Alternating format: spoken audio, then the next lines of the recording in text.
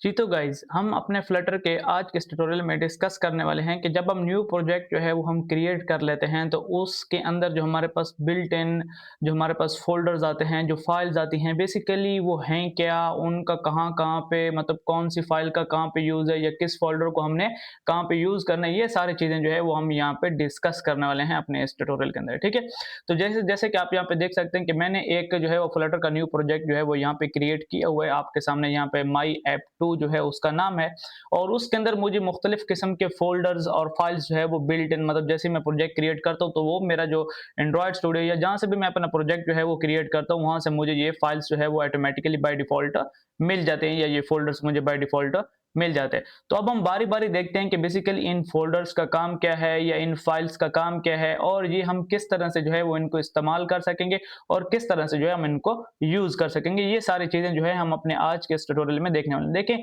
जब हमें कोई एप्लीकेशन बनाएंगे या जब हम फ्लटर का कोई ना कोई प्रोजेक्ट बनाएंगे तो सबसे पहले तो हमें पता होना चाहिए कि इस फोल्डर का या इस फाइल का हमारे पास क्या काम है। ठीक है, फिर उसके बाद हम यहाँ पे ये देखना होगा कि उस फोल्डर के अंदर हम कौन सी चीजें चेंज कर सकते हैं या हम जो अपनी ऐप बना रहे हैं उसमें जो चीजें हमें वहां पे मतलब अपनी ऐप में इंप्लीमेंट करनी है वो जो है वो हम किस चीज के थ्रू कर सकते हैं या कैसे जो है वो हम उसको जो है वो सेट करेंगे। तो ये सारी चीजें जो है वो हम यहाँ पे इस फोल्डर के अंदर देखेंगे कि कौन सा फोल्डर हमारे काम का है, कौन सा फोल्डर हमारे काम का नहीं है, किस फोल्डर को हम चेंज कर सकते हैं या किस फोल्डर को हम चेंज नहीं कर सकते, या जो फाइल्स हमारे पास है उनमें से कौन सी फाइल को बिल्कुल वैसे ही रहना देना है जिस तरह वो हमारे पास आई हैं, या किस फाइल के अंदर आप चेंजिंग कर सकते हैं। तो ये सारी चीजें जो है हम यहाँ पे डिस्कस करने वाले हैं। सही है, तो चलते हैं अपने नोट्स की तरफ। ठीक है, तो सबसे पहले यहाँ पे why understanding project structure is important. जो हमारे पास प्रोजेक्ट का स्ट्रक्चर है इसको समझना इतना इंपॉर्टेंट क्यों है। सबसे पहली बात तो इंपॉर्टेंट क्यों है, यहाँ पे वो कहते हैं कि जी helps you locate files easily. ठीक है, ये क्या करता है, आपको मदद करता है कि आपकी फाइल्स जो है वो कहाँ कहाँ पर पड़ी हैं या आपने जो न्यू फाइल्स बनानी है वो आपने कहाँ कहाँ पे रखनी है। नेक्स्ट वो कहता है कि इंप्रूव योर डेवलपमेंट स्पीड। ठीक है, जब आपके पास कोड एक ऑर्गेनाइज तरीके के साथ होगा, आपके पास कोड बिल्कुल इस तरह से पड़ा होगा जैसे कोई चीज जो है बिल्कुल अरेंज तरीके में या बिल्कुल ऑर्गेनाइज तरीके में पड़ी है, तो आपको अगर किसी फाइल को ढूंढना है तो आप क्या करेंगे, जल्दी से उस फाइल को ओपन कर सकेंगे, जल्दी से उसके अंदर चेंजेस कर सकेंगे, देन जो है दोबारा से अपने प्रोग्राम को जो है वो रन करके चेक कर सकेंगे। इससे क्या होगा कि आपको फाइल ढूंढने में टाइम नहीं लगेगा। ठीक है, तो हर चीज आप बहुत अच्छे तरीके के साथ जो है वो मैनेज कर सकते हैं।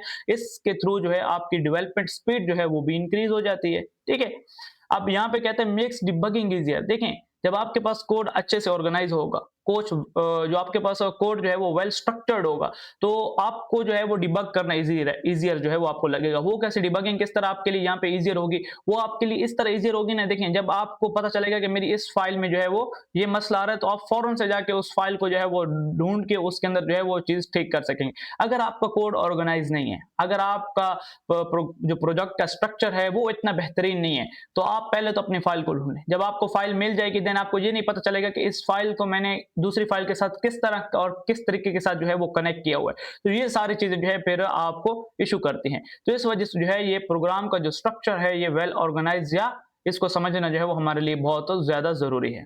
तो यहाँ पे हम कहते हैं कि जी helps you understand how Flutter manage apps for different platform. देखिए, आप फ्लटर जो है वो तो मुख्तलिफ किस्म की एप्स के लिए जो है वो हम मतलब जब फ्लटर को हम मतलब फ्लटर के थ्रू जब हम कोई एप्लीकेशन बनाते हैं तो वो मुख्तलिफ किस्म के प्लेटफॉर्म्स पे रन कर सकते हैं, जैसे कि iOS हो गया, जैसे कि आप लोगों के पास जो एंड्रॉयड है उस पे रन करता है, डेस्कटॉप पे रन करता है, मुख्तलिफ जगह पे जो है आप सेम कोड को जो है वो रन कर सकते हैं। लेकिन अब देखें, आप चाहेंगे कि अगर यहाँ पे ये डेस्कटॉप पे दिखे तो इसमें ये टेक्स्ट का फॉन्ट ऐसा होना चाहिए, अगर ये जो है वो क्या कहते हैं iOS पे दिखे तो इसके टेक्स्ट का फॉन्ट ऐसा होना चाहिए, अगर ये एंड्रॉयड पे रन हो तो इसका आइकन ऐसा होना चाहिए। तो ये सारी चीजें जो है फिर फ्लटर के अंदर मुख्तलिफ किस्म के इनके अपने फोल्डर्स होते हैं। फिर जो चीज हमें जिस चीज मतलब जिस डिवाइस के अंदर जो चेंजिंग करनी होती है वो फिर हम उस फोल्डर के थ्रू जो है उस फोल्डर के अंदर चीजें जो है वो रखते हैं, एंड देन जो है फिर जब वो रन होती है उस स्पेसिफिक डिवाइस के ऊपर देन वो वहां से चीजें जो है वो उस फोल्डर से उठाती है और वहां पे जो है आप लोगों को शो कराती है। ठीक है, तो इस तरह से जो है हमारे लिए ये प्रोजेक्ट स्ट्रक्चर जो है बहुत ज्यादा इंपॉर्टेंट है। ठीक है, सबसे पहली बात मेन प्रोजेक्ट फोल्डर। ठीक है। पहले तो आपके पास जो है अगर आप यहाँ पे देखें एंड्रॉइड स्टूडियो के अंदर, तो यहाँ पे आपके पास ये मेन जो प्रोजेक्ट फ़ोल्डर है, जैसे कि ये माई ऐप 2 आप लोगों के पास मेन प्रोजेक्ट फ़ोल्डर है, इसी के अंदर जो है आपके पास सारी फाइल्स होती हैं। तो ये कहते हैं, इसको क्या कहते हैं? इसको कहते हैं प्रोजेक्ट फ़ोल्डर, ठीक है। इसके अंदर आपके सारे जो जितने भी बाकी सब फ़ोल्डर्स हैं और बाकी जितनी भी फाइल्स हैं वो सारी की सारी इसके अंदर आती हैं, ठीक है। तो ये आपके पास कौन-सा हो गया प्रोजेक्ट फ़ोल्डर, जब आप क्रिएट करते हैं तो ये बाय डिफ़ॉल्ट बिल्ट हो जाता है, सही है। अब फिर आपके पास एक फ़ोल्डर है डॉट डार्ट टूल। अब डॉट डार्ट टूल यहाँ पे अगर आप देखें तो ये रहा वो फ़ोल्डर, ये बिल्कुल टॉप पे डॉट डार्ट टूल। अगर मैं यहाँ पे इसको ओपन करता हूँ तो इसके अंदर मुख्तलिफ किस्म के और फ़ोल्डर्स हैं, जैसे कि डॉट पैड हो गया, एक्सटेंशन डिस्कवरी हो गया, फ्लटर बिल्ड हो गया, मुख्तलिफ किस्म के इसके अंदर जो है वो चीज़ें आ रही हैं, ठीक है। अब हम यहाँ पे देखते हैं कि ये फ़ोल्डर है क्या और इसका काम क्या है, ठीक है। अगर हम यहाँ पे बात करते हैं तो this folder is automatically generated, ये फोल्डर जो है वो ऑटोमेटिकली जनरेट होकर आता है जब हम न्यू प्रोजेक्ट क्रिएट करते हैं। फिर वो कहता है कि it stores Flutter and dart tool related data. आप जो भी फ्लटर मतलब जो आप इस प्रोजेक्ट में यूज कर रहे हैं, ठीक है, फ्लटर का कौन सा वर्जन है, या आप जो डार्ट की जो लैंग्वेज है अगर आप यूज कर रहे हैं उसका कौन सा वर्जन चल रहा है, और फ्लटर के अंदर कौन कौन से फीचर्स आ गए हैं, ये सारी जितनी भी मालूमात होती है ना, मतलब फ्लटर के मुतालिक जो है वो डार्ट लैंग्वेज के मुतालिक, वो सारी की सारी किसके अंदर स्टोर होती हैं, वो सारी की सारी आपकी स्टोर होती हैं डॉट डार्ट टूल फोल्डर के अंदर, ठीक है। अब यहाँ पे वो कहते हैं कि यूज्ड इंटरनली बाय फ्लटर, ठीक है। ये फ्लटर जो है इसको इस्तेमाल करता है जब आप कोडिंग वगैरह कर रहे होते हैं या आप डार्ट के अंदर कोडिंग वगैरह कर रहे होते हैं, तो इसको आपके साथ कोई जो है वास्ता नहीं होता, लेकिन फ्लटर जो है वो क्या करता है, खुद यहाँ से जो है वो चीजें मतलब इसको यूटिलाइज कर रहा होता है, ठीक है। For build and package management, जो आप उसके अंदर जो है मुख्तलिफ किस्म के, देखें जब आप कोई प्रोग्राम लिख लेते हैं देन आप उसको बिल्ड करते हैं, ठीक है, मतलब आप उसको रन करते हैं, तो रन होते वक्त वो प्रोजेक्ट जो है वो बिल्ड होता है, तो उसके लिए फ्लटर्स को जो है इस फोल्डर की जरूरत पड़ती है। इसके अंदर जो पैकेजेस होते हैं और जो पैकेजेस की मैनेजमेंट का मतलब जो सीन होता है कि मतलब कौन सा पैकेज यहाँ पे यूज करना है नहीं करना, वो सारी चीजें जो है वहां पे फ्लटर जो है खुद इसको यूज कर रहा होता है और सारी चीजें खुद जो है इससे इस्तेमाल कर रहा होता है, ठीक है। यहाँ पे वो कहते हैं, वो इंपॉर्टेंट बात है, you usually do not need to modify anything inside this folder, ठीक है। आपको जो है इस फोल्डर के अंदर कोई भी चीज मॉडिफाई करने की जरूरत नहीं होती, और मैं भी यहाँ पे आपको यही प्रेफर करूंगा कि आपने इस फोल्डर को कभी भी नहीं छेड़ना, सही है। अच्छा, डॉट आइडिया फोल्डर। अब हमारे पास नेक्स्ट कौन सा है, डॉट आइडिया फोल्डर। अगर आप यहाँ पे हैं तो यहाँ पे देखें तो यहाँ पे मेरे पास नेक्स्ट जो है वो कौन सा फोल्डर है, डॉट आइडिया फोल्डर जो है वो मेरे पास यहाँ पे है। अब डॉट आइडिया फोल्डर का मेरे पास क्या काम है, ये कहते हैं कि this folder is used by Android studio and IntelliJ IDEA, ठीक है। अब यहाँ पे एंड्रॉइड स्टूडियो को तो आप सब जानते हैं, ठीक है। एंड्रॉइड स्टूडियो जो है ये मेरे पास IDE होती है जिसके अंदर जो है, जहाँ पे अभी हम फ्लटर की कोडिंग वगैरह भी करेंगे, ठीक है, आने वाले टाइम में। तो यहाँ पे जो है ये जो है आप लोगों की एंड्रॉइड एप्स या जितनी भी एप्लीकेशन होती हैं, चाहे वो iOS के लिए हो, जितनी भी चीजें हैं वो सारी यहाँ पे इसके अंदर बनाई जाती हैं, ठीक है। मतलब इसके अंदर आप कोडिंग कर सकते हैं एक किस्म के।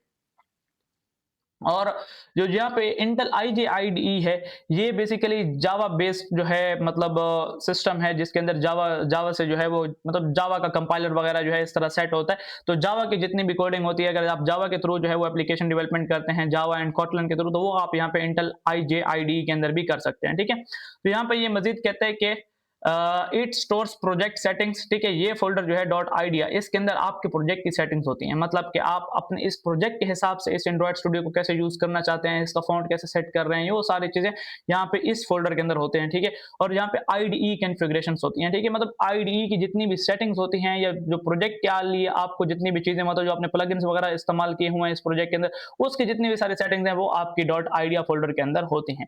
तो यहाँ पे भी वो यही बात कहता है कि यू शुड, यहाँ पे क्या लिखा हुआ है, you should not manually edit this folder unless needed. तब तक आपने इस फोल्डर को बिल्कुल नहीं छोड़ना जब तक बिल्कुल बहुत ज्यादा जो है आपको जरूरत ना पड़े इसमें चेंजिंग करने की, ठीक है। और आपने, मैं यहाँ पे आपको ये प्रेफर करूंगा कि आपने इस फोल्डर को कभी भी नहीं छोड़ना, ये जैसा है इसको बिल्कुल वैसे ही रहने दें, ये बेहतरीन तरीके से जो है वो काम करता है। फिर हमारे पास आता है जी एंड्रॉइड फोल्डर। हमारे पास कौन सा फोल्डर आता है, एंड्रॉइड फोल्डर। अगर आप यहाँ पे जाए एंड्रॉइड स्टूडियो के अंदर, यहाँ पे आपके पास आता है एंड्रॉइड फोल्डर, और एंड्रॉइड फोल्डर में मुख्तलिफ किस्म के यहाँ पे आपको देखें तो चीजें नजर आ रही हैं, ठीक है।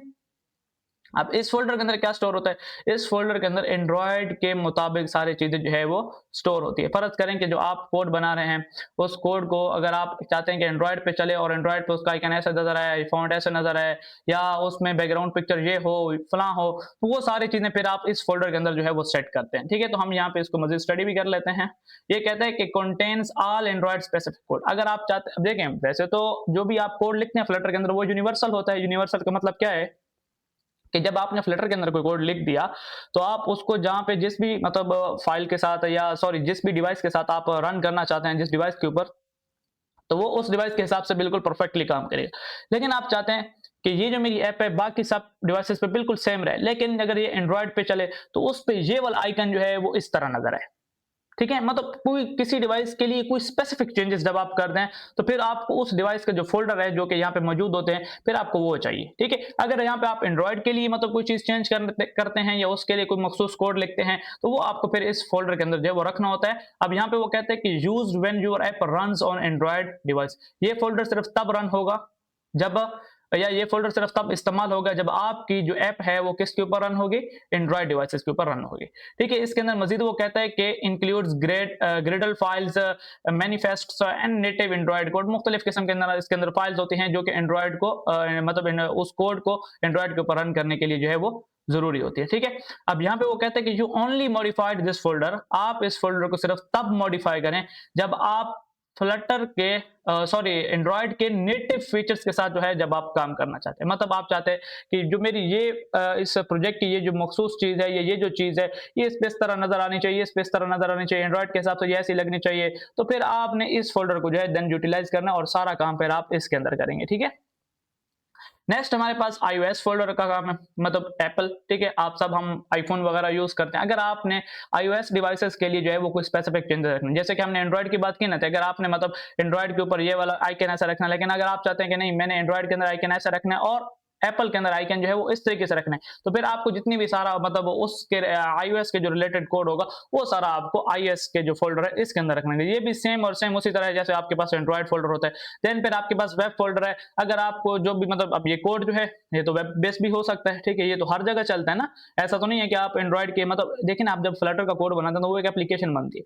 वो आपके मोबाइल पे भी चलेगी, आपके जो iOS जो डिवाइसेज़ हैं उन पे भी चलेगी और ये एज़ अ वेबसाइट के तौर पे भी काम करेगी, ठीक है? तो यहाँ पे अगर आपको कोई वेबसाइट स्पेसिफिक कोड रखना है, तो देन आपको फिर वेब फ़ोल्डर के अंदर रखना होगा, जैसे आप एंड्रॉयड फ़ोल्डर के अंदर या iOS फ़ोल्डर के अंदर रख रहे थे। तो ये मुख्तलिफ किस्म के जो है वो फ़ोल्डर्स हैं। यहाँ पे विंडोज़ फ़ोल्डर है, अगर आपको मतलब जो डेस्कटॉप एप्लीकेशन मतलब फ्लटर के जब आप कोड बना रहे हैं, एंड्रॉयड बनेगी, iOS बनेगी, वेब बनेगी और वो कोड आप विंडोज़ मतलब विंडोज़ की भी तो एप्लीकेशन बन जाएगी ना, जैसे मोबाइल की एप्लीकेशन बन जाती है। तो फिर उसके अंदर अगर आपने कोई डेस्कटॉप स्पेसिफिक चेंज करनी है, मतलब फ़र्ज़ करें कि आप चाहते हैं कि जो जब विंडोज़ पे ये एप्लीकेशन ओपन हो तो इसकी मेन हेडिंग थोड़ी बड़ी है, तो उसके मुतालिक जितना भी कोड या इस तरह की जो चीज़ें होंगी या जो आइकन्स वगैरह होंगे, अगर आप चाहते हैं कि विंडोज़ पे ये इस तरह देखे, iOS पे इस तरह देखे, तो फिर आपको उनके जो स्पेसिफिक फ़ोल्डर्स हैं, वहाँ पे जो है फिर आपको चेंजिंग करनी होती है, सही है?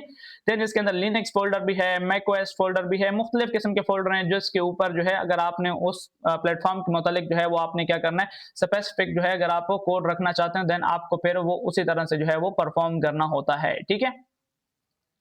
नेक्स्ट हमारे पास है जी लिब फ़ोल्डर। ये बहुत ही इम्पोर्टेंट फ़ोल्डर है हमारे पास, मोस्ट इम्पोर्टेंट फ़ोल्डर है। क्यों मोस्ट इम्पोर्टेंट फ़ोल्डर है? यहाँ पे वो कहता है कि this is the main folder. ये आपके पास मेन फ़ोल्डर है where your Dart code is written. जहाँ पे आपका डार्ट कोड क्या होता है? लिखा जाता है। मतलब फ्लटर के अंदर जो भी आप लैंग्वेज फ्लटर के अंदर जो हम लैंग्वेज यूज़ करते हैं डार्ट लैंग्वेज, ठीक है? उस अब जब भी हम मतलब किसी चीज़ का कोड लिखेंगे या किसी स्पेसिफिक कोई भी हमने ऑपरेशन परफ़ॉर्म करना है उस एप्लीकेशन के अंदर, तो हमें डार्ट कोड लिखना है। अब वो डार्ट कोड आपके पास कहाँ पे होगा? वो डार्ट कोड होगा आपका सारा का सारा लिब फ़ोल्डर के अंदर, ठीक है? मतलब लिब फ़ोल्डर के अंदर आप अपने उस कोड की सारी जो है वो मेन फाइल्स बनाएँगे और देन उनको फिर एक-दूसरे के साथ कनेक्ट करेंगे। मतलब जितना भी आपके पास कोड होगा वो सारा कहाँ पे होना चाहिए आपका? इस लिब फ़ोल्डर के अंदर। तो यहाँ पे वो कहते हैं कि this is the main folder where your Dart code is written contains the main file. इसके अंदर मेन फाइल भी होती है मेन डॉट डार्ट, ठीक है? आप मुख्तलिफ किस्म की फाइल्स बनाते जाएँगे, उन सबको आपने फिर लिंक कर देना होता है किस फाइल के साथ? डार्ट फाइल के साथ, मेन डॉट डार्ट फाइल के साथ, ठीक है? और ये फाइल ऑलरेडी जो है उस लिब फ़ोल्डर के अंदर मौजूद होती है, ठीक है? तो यहाँ पे वो कहते हैं जो मेन डॉट डार्ट फाइल है, अब इसका क्या काम है? ये कहते हैं कि this is the entry point of your application.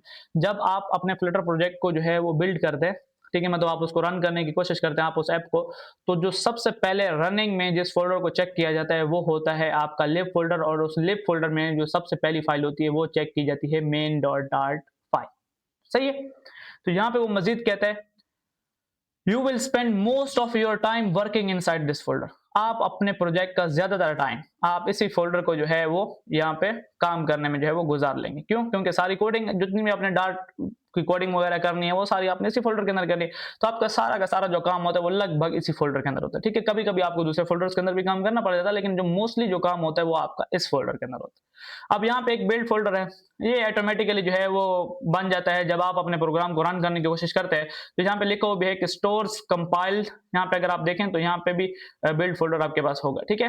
ये रहा आपके पास, किधर गया, किधर गया, किधर गया, किधर गया? बिल्ड, ये रहा, ठीक है? तो ये फ़ोल्डर जो है बनता है बिल्ड जो आपके पास है। अब यहाँ पे वो कहते हैं कि बिल्ड फ़ोल्डर का काम क्या है? ये कहता है कि जी stores compiled files and build outputs, ठीक है? जब आप उसे मतलब आप रन करते हैं अपने प्रोग्राम को या अपनी ऐप को, तो तब जो फाइल्स वगैरह जो है वो कंपाइल होती हैं, मतलब जब उनको चेक किया जाता है कि वो फाइल ठीक है या नहीं है, उसमें कोई एरर है या नहीं है, तो वो सारी जितनी भी चीज़ें हैं या जो भी आपके पास आउटपुट जो है वो चल रही होती है, आप कहाँ पे क्लिक करें, क्या हो रहा है, क्या नहीं हो रहा, वो सारी की सारी चीज़ जो है आपके बिल्ड आउटपुट फ़ोल्डर के अंदर जो है वो यहाँ पे स्टोर होता है। और यहाँ पे वो कहते हैं कि जी ये ऑटोमैटिकली जनरेट होता है जब आपकी ऐप रन होती है, ठीक है? तो यहाँ पे वो कहते हैं कि you should not edit this folder manually, आपको इस फ़ोल्डर को एडिट करने की कोई ज़रूरत जो है वो यहाँ पे नहीं है, ठीक है? फिर आपके पास आता है एसेट्स फ़ोल्डर। अब एसेट्स फ़ोल्डर के अंदर क्या काम होता है?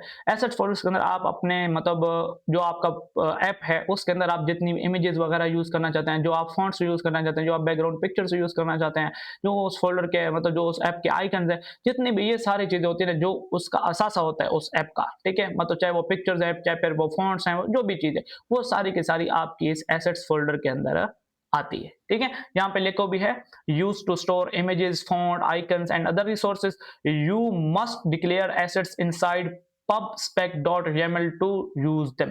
अब देखें, आपने फर्ज करें कि कोई इमेज या आपने कोई आइकन्स या आपने कोई फॉन्ट्स जो है वो अगर आपने यूज करने हैं, कहाँ पे आपने यूज करने हैं? अपनी फ्लटर ऐप के अंदर। तो आप उसको सबसे पहले तो यहाँ पे इस एसेट फ़ोल्डर के अंदर आके मुख्तलिफ फ़ोल्डर्स आप बनाएँगे, इमेजेस, आइकन्स, फ़ॉन्ट्स, और फिर उस वो जो भी अगर इमेज है तो उसको इमेज फ़ोल्डर के अंदर रखेंगे, आइकन है तो उसको आइकन फ़ोल्डर के अंदर रखेंगे, अगर फ़ॉन्ट है तो उसको फ़ॉन्ट फ़ोल्डर के अंदर जो है वो आप रखेंगे।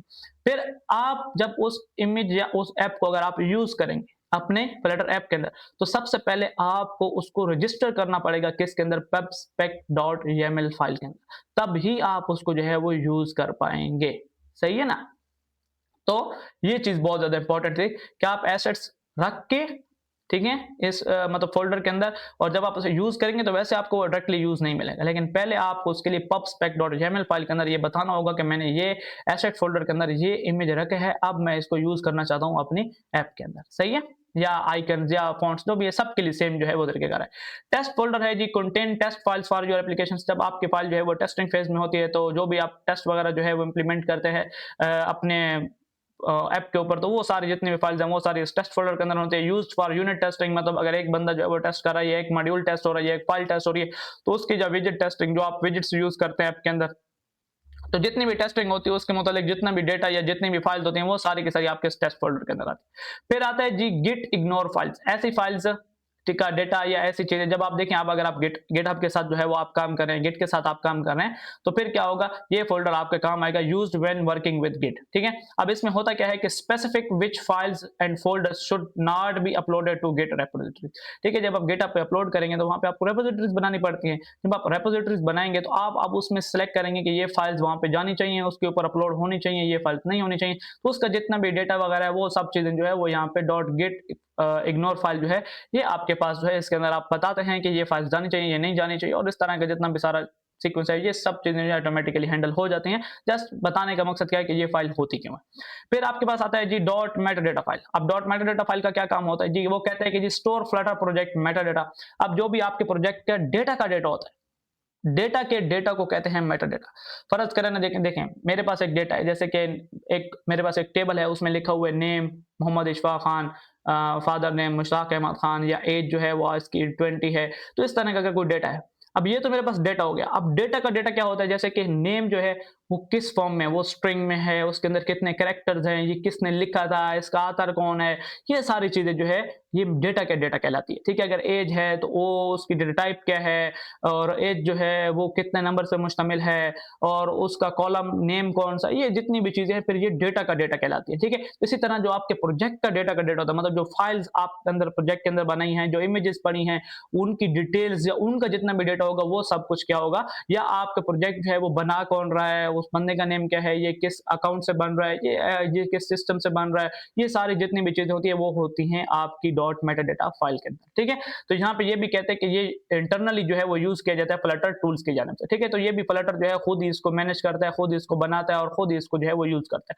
आपको इसके अंदर कोई चीज भी जो है वो चेंज करने की जरूरत नहीं होती। Analysis options dot YAML file, ठीक है, ये एक और फाइल है आपके पास YAML फाइल की, use to define the lint rules and code analysis setting, ठीक है। जो आप ये मतलब जो आपका डाट आप कोड वगैरह करते हैं या जितने भी उसके रूल्स होते हैं, उसके सिंटैक्स के जो रूल्स होते हैं, वो सारी की सारी चीजें जो है वो इसके अंदर जो है वो सेटअप होती हैं और ये फिर आपको क्या करते हैं कि कोड को अच्छे से जो है मेंटेन और कंसिस्टेंट रखने में जो है वो काम आता है, ठीक है। कि आप मतलब अगर कोई चीज लिख रहे हैं तो वो आप सही लिख रहे हैं। आपने अगर मतलब जैसे कि अगर आप फ्लटर के अंदर आपने कोई चीज प्रिंट करनी है और उसको मतलब फर्ज करें वहां पे एक लफ्ज है प्रिंट, तो प्रिंट का भी बड़ा होना चाहिए, छोटा होना चाहिए, वो जितने भी रूल्स वगैरह है वो सारी चीजें जो है वो यहाँ पे आपके पास आपको बताई गई होती है। और ये फाइल जो है ये भी इंटरनली जो है वो सिस्टम खुद जो है उसको यूज करता है ताकि आपका कोड जो है वो ठीक रहे और आप अगर कहीं पे गलती करें तो आपको बता सके कि यहाँ पे कोड आपका ठीक है या नहीं है, ठीक है। तो ये सारी चीजें देन आपके पास आती है pubspec YAML file, very important file, ये बहुत ही ज्यादा इंपॉर्टेंट फाइल है, ठीक है। अगर आपने अपने एसेट फोल्डर की कोई भी चीज आपने यूज करनी है अपने किस में ऐप में, तो देन आपको पहले उसको रजिस्टर करना पड़ेगा, हत्ता कि आपके प्रोजेक्ट का नाम भी, तब आप जो है उसको इस्तेमाल कर सकते हैं। तो यहाँ पे लिखा हुआ है this is the one of the most important file in Flutter project use to manage. ये किस चीज के लिए इस्तेमाल होती है? प्रोजेक्ट के नेम, सबसे पहले जो आपका प्रोजेक्ट है ऐप का नेम, उसको मैनेज करने के लिए डिपेंडेंसीज, पैकेजेस, ठीक है, जो पैकेजेस आप यूज कर रहे होते हैं, ठीक है, बने बनाए जो बिल्ट इन चीजें होती है जो आप यूज कर रहे होते हैं फ्लटर प्रोजेक्ट के अंदर, तो उसको मैनेज करने के लिए जो है वो ये यूज में आता है। एसेट्स हो गए, मतलब जो आपके इमेजेस, फॉन्ट्स और ये सारी चीजें, पहले आप इनको pubspec.yaml फाइल के अंदर जो है वो रजिस्टर कराते हैं, तब ही आप इनको यूज कर पाते हैं किसके अंदर, अपनी ऐप के अंदर। एक और है pubspec.log फाइल, इसका क्या काम है? ये ऑटोमेटिकली जनरेटेड फाइल होती है, store exact versions of install packages.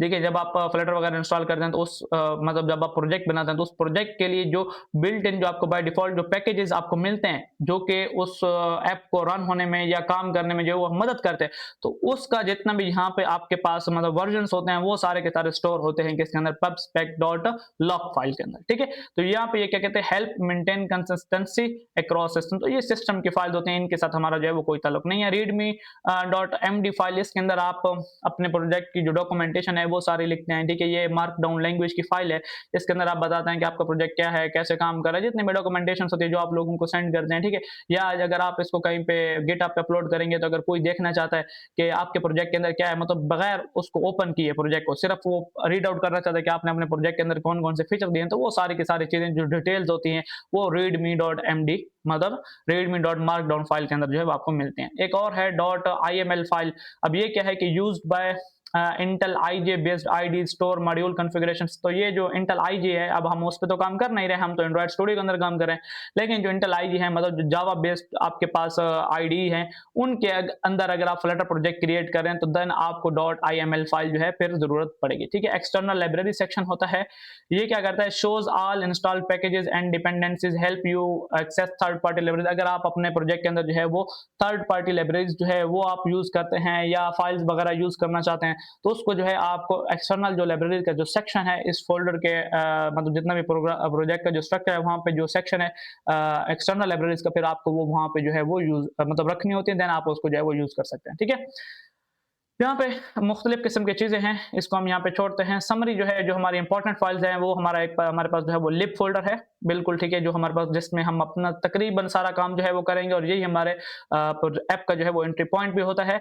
और pubspec.yaml फाइल के बारे में मैंने आपको बता दिया, ये सबसे इंपॉर्टेंट फाइल है, इसी के थ्रू जो है अगर आपने अपने प्रोजेक्ट के अंदर कोई इमेज वगैरह, फॉन्ट वगैरह या वैसे कोई पैकेज वगैरह यूज करना है तो वो सारी की सारी चीज़ें पहले आप इसको इसके अंदर रजिस्टर करेंगे, देन आप उसको यूज कर पाएंगे। एसेट फोल्डर के अंदर आप अपने प्रोजेक्ट के जितने भी एसेट मतलब फॉन्ट्स, आइकन्स या इमेजेस जितनी भी हैं वो सारे रखेंगे और यूज कर पाएंगे। फिर आपके पास Android, iOS, Windows, macOS, Linux, उसके मुतालिक अगर आप कोई स्पेसिफिक कोड लिखना चाहते हैं तो देन आप उसको उन फोल्डर्स के अंदर जो है वो लिखेंगे, ठीक है। तो ये आज हमारा थोड़ा बहुत जो है वो इंट्रोडक्शन था किस चीज के बारे में, जो हमारे पास जब हम ऐप मतलब प्रोजेक्ट क्रिएट कर लेते हैं तो प्रोजेक्ट के लिए जो हमारे पास बिल्ट इन जो हमारे पास क्या आते हैं फोल्डर्स और फाइल्स आती है उसके मुतालिक, ठीक है। तो अपने नेक्स्ट ट्यूटोरियल में मिलते हैं, अपना बहुत बहुत ख्याल रखिएगा, अल्लाह हाफिज।